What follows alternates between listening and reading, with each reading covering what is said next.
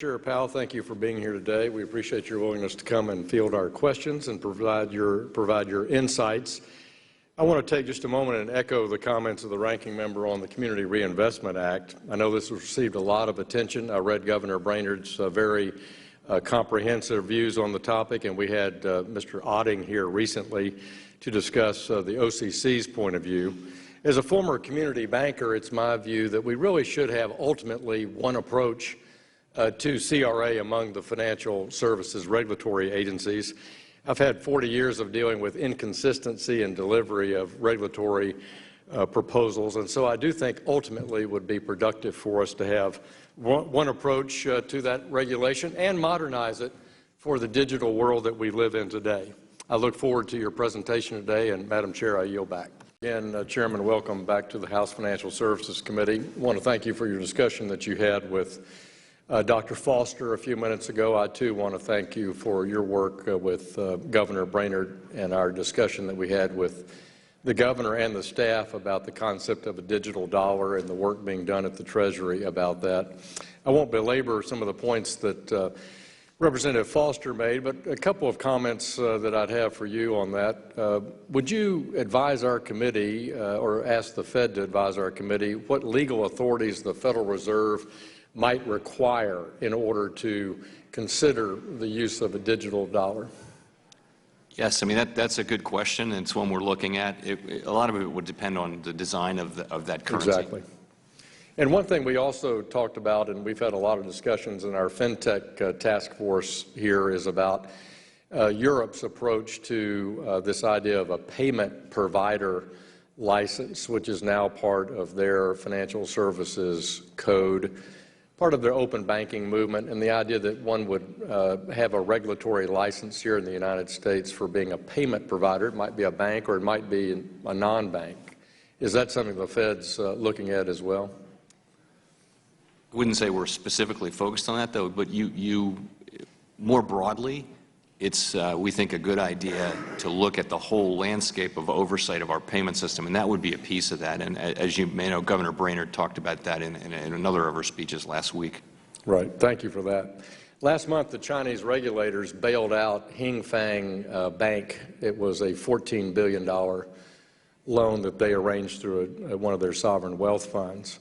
The Chinese banking assets at $41 trillion now are 47% of world GDP.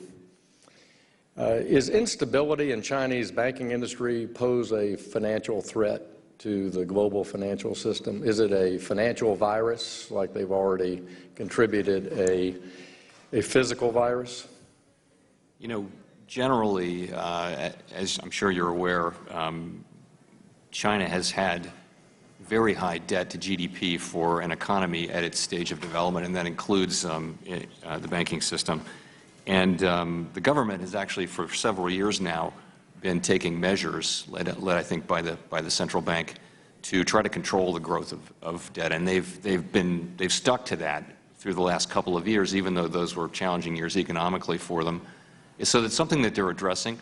The other thing is to say is that they have plenty of fiscal space. If you look at fiscally, they have plenty of power to respond to downturns. So I wouldn't go so far as to say that their debt is a systemic threat to the world economy or anything like that. And it's something that they need to address and are. I think it's something that I think deserves review. Mr. Barr talked about their misallocation of resources at 47% of global GDP. That seems like an overallocation in the banking sector in China and could pose a threat to our system. In your report on page 24, you talk at length on your financial stability section about the decline in bond yields, particularly in the high-yield market. The ratings have fallen.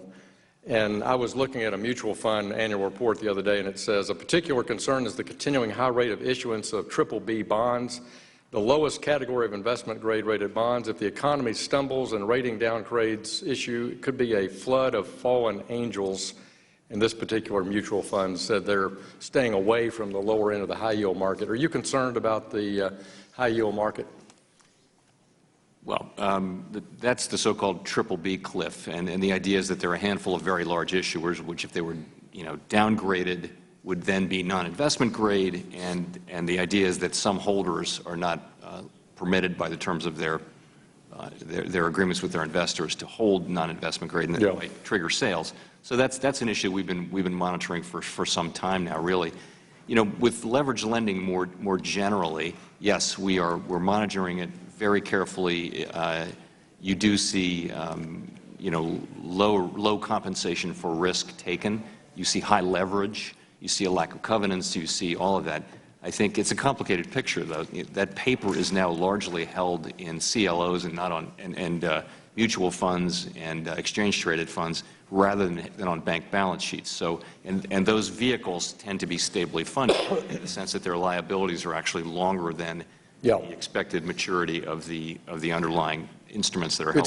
It's still a source, I think, of financial concern to the FSOC, I would think. It is. You know, and therefore I commend you for noting it in the report, and thank you for your continued attention to it.